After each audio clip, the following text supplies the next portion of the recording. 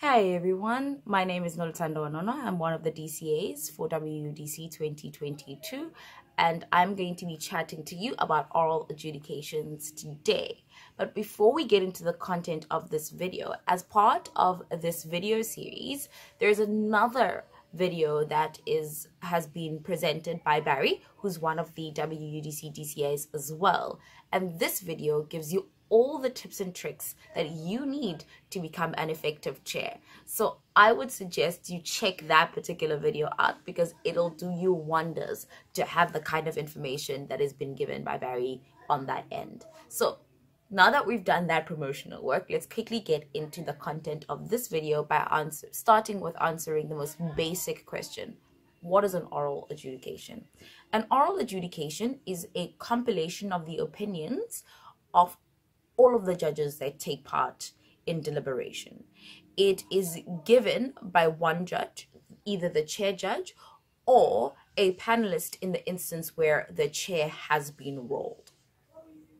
That compilation is a condensed version of the discussion that takes place during deliberation, because obviously you can't give us everything that has been said verbatim. That would take a significant period of time. Important to note, this is inclusive of the split decisions view in the instance where there is a split decision, and sometimes you'll find chairs would allow maybe a judge to weigh in on where they had their particular split, but it can be done by the chair as well in particular instances.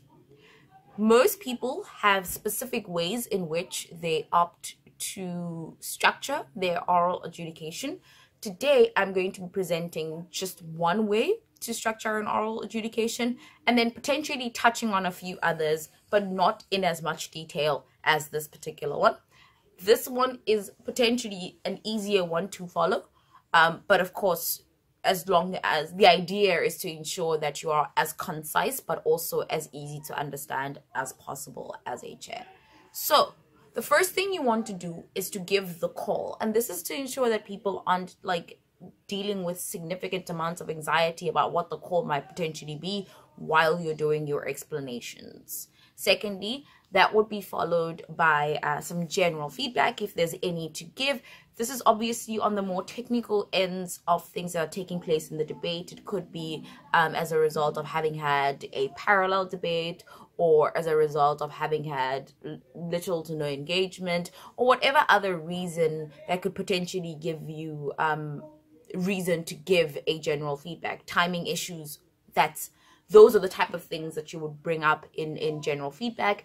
These aren't issues that are specific to content of the debate, because that is part of your comparisons, but these are more technical things that people could look out for going into the next set of debates that they would be going to post your oral adjudication. You then move on to discussions of the most contentious issues in the round. This is not something that is a compulsory step, because you are going to have to go into those most contentious issues when you're doing your comparatives, but it does to some degree make it a lot easier for you to be able to track issues as part of the way in which you're going to be doing your weigh up of each team. And then you move on to your comparative around the teams that are in the room. So you would then compare each team to another team in the room. The way in which I would advise then to structure that would be comparing the first place team to the second place team, the third place team, and the fourth place team, so that each team understands where they are in relation to that first place team. Moving to your second place team, comparing them to the third and fourth placed team. They already know where they place, why they place second, but they wouldn't necessarily know why they placed ahead of third and fourth. Then the third team against the fourth team, and you could even do this in reverse order, starting with the fourth team, working your way up to the first team.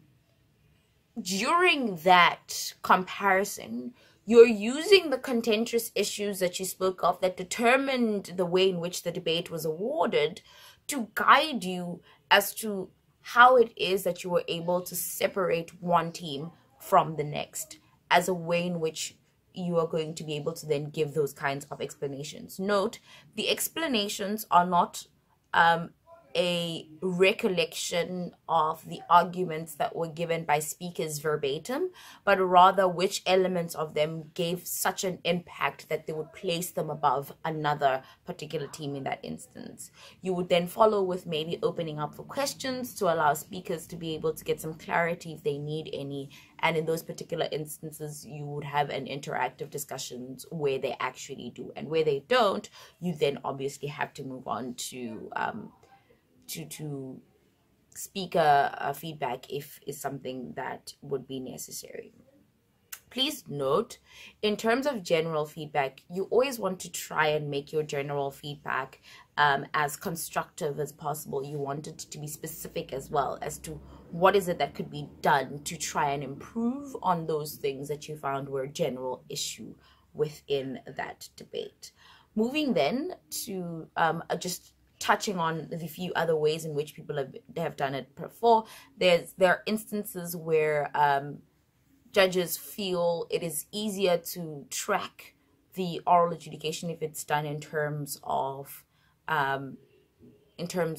benches, and explaining how it is that each team on the bench is places and how that interacts with the opposite bench. That too is something that is acceptable, as long as you don't neglect doing comparisons between teams, between teams. Yes, so like on the diagonal, and as well as on the bench, not on the bench, on the halves as well. So just be aware of how it would be easier for you to be able to ensure that all of the comparatives are done and effectively so. A few things to note that may assist in being able to ensure that you are as structured as possible in your oral adjudication. So some tips and tricks here. One is the note-taking trip. It's important as a chair judge or the judge that's going to be giving feedback to take notes of what is being said by other adjudicators during your deliberation, just as much as it's important for you to take notes during the debates. You want to be paying attention to things like what kind of gaps exist within the argumentation. A lot of this are things that you will note during the debate, but you may also note during the discussions that take place during deliberation. You want to note whether or not rebuttals were effective, so that you don't find yourself saying this was said in relation to without being able to explain why it was effective in being able to win a particular clash.